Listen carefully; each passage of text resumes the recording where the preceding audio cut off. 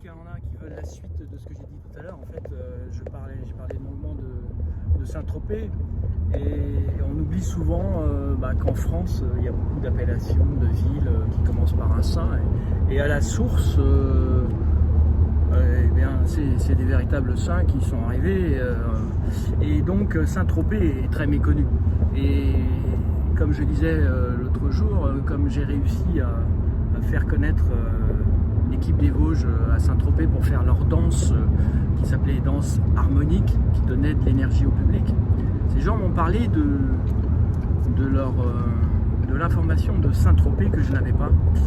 Et c'est cette vestale de cette école qui a commencé à m'en parler. Et en fait,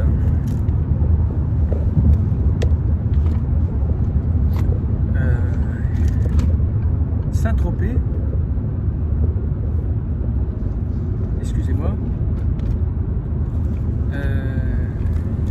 était en fait un marin, un sergent à l'époque de Néron, donc vraiment à l'époque des Romains. Et il n'avait pas aimé en fait que Néron un jour veuille se qualifier de Dieu. En fait, Néron faisait ce jeu cruel de torturer et de mettre à mort ce qu'on appelait les chrétiens à l'époque. Il y avait une chasse aux chrétiens et les disciples de Jésus-Christ. C'était un magnifique jeune homme, ce Tropez, un soldat d'une grande bravoure, officier au palais de l'empereur de Rome. Le cruel Néron ne voulait pas que ces soldats soient catholiques, et en fait Saint-Tropez s'était converti par le grand apôtre Paul, et l'empereur à l'époque avait imaginé un système compliqué pour son château d'arrosage, et de sa création il voulait qu'on l'appelle Dieu. Imagine, c'était lui qui avait créé, il avait l'impression comme aujourd'hui de créer la pluie, il voulait qu'on l'appelle Dieu. Et lui étant vraiment très croyant, il n'était pas d'accord. Même Néron disait la déesse fait des miracles, déclare-t-il au peuple triomphant. Et pour lui, une telle insulte au Tout-Puissant avait fait bondir et bouillir Tropez.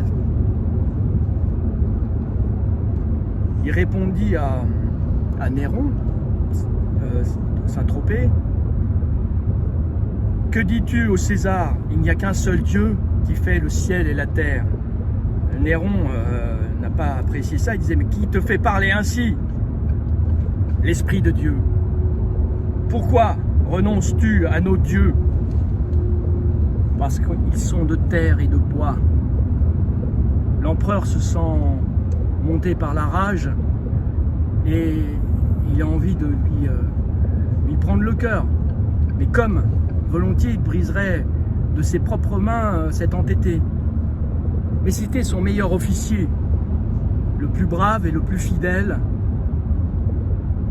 Il se dit, il reviendra de sa folie. Demain tu auras à choisir, réfléchis. Mais Tropez n'a pas réfléchi. Il va vite recevoir le baptême demain d'un saint ermite et passe une nuit dans la prière. L'amphithéâtre est rempli d'une foule curieuse. Tropez est emmené dans une arène à cause de cela. Il est condamné à mort. Alors c'est ça qui est intéressant, il y a eu des tas de miracles. La porte du fauve, du lion est ouverte. Au loin s'élance farouche cet affamé. Tropez fait un signe de croix. Le lion s'effondre. La foule trépigne. D'un seul coup, il réessaye avec un léopard qui s'avance, qui court vers lui, avec une démarche souple, les yeux flamboyants. Et à la vue du chrétien, il s'arrête, lèche les pieds nus du jeune homme. La foule hurle. Ce n'est point Néron qui préside au supplice de Tropez à cette époque. Il a dû quitter la ville. Mais son préfet qui n'est pas moins cruel, il le fait attacher par la suite, comme il n'a pas réussi à le tuer dans l'arène, à une colonne. Déjà le fouet se lève, les lanières sifflent, mais la colonne se renverse sur le bourreau qui meurt. La foule crie au prodige. Alors pour en finir, le préfet ordonne à sa décapitation. Son corps, comme suprême injure, sera traité comme celui des criminels qui ont porté leurs mains sur leurs propres parents. On le jette dans une barque, et c'est ça qui est important pour le mont de Saint-Tropez. On le met dans une barque, on le mettait avec un coq et un chien, qui normalement doit le dévorer. Mais il n'en est rien. La foule l'accompagne, l'étrange barque, jusqu'au fleuve l'Arno, qui va l'entraîner vers la mer. En effet, cette scène se passe à Pise, donc en Italie, où aujourd'hui encore, on vénère la tête du martyr qui est resté en Italie.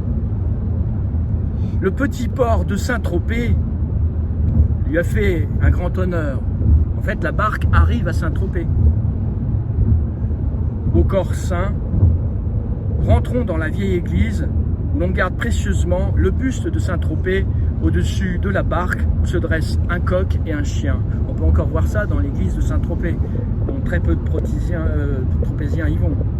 Donc sachez que le coq a donné le nom de la ville qui s'appelle Cogolin, parce que le coq a été dans un champ de lin de notre village, que le coq et le lin a fait le nom de Cogolin, coq-lin.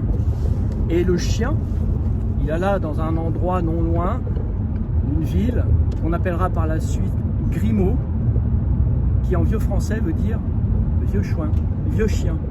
En fait, le port Grimaud est connu à côté de Saint-Tropez. Donc je rajouterais qu'en fait, la tête de Saint-Tropez,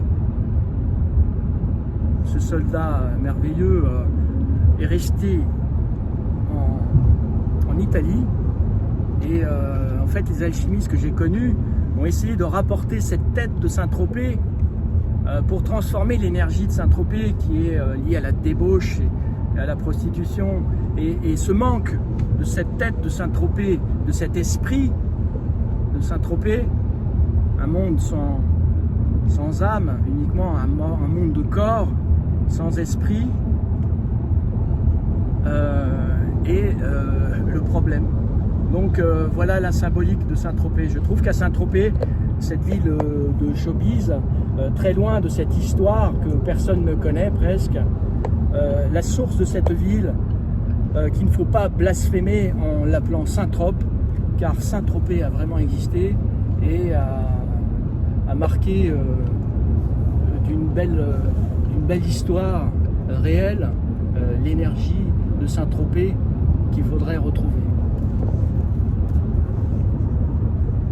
À tout à l'heure pour parler de mon saint patron, Saint François d'Assise.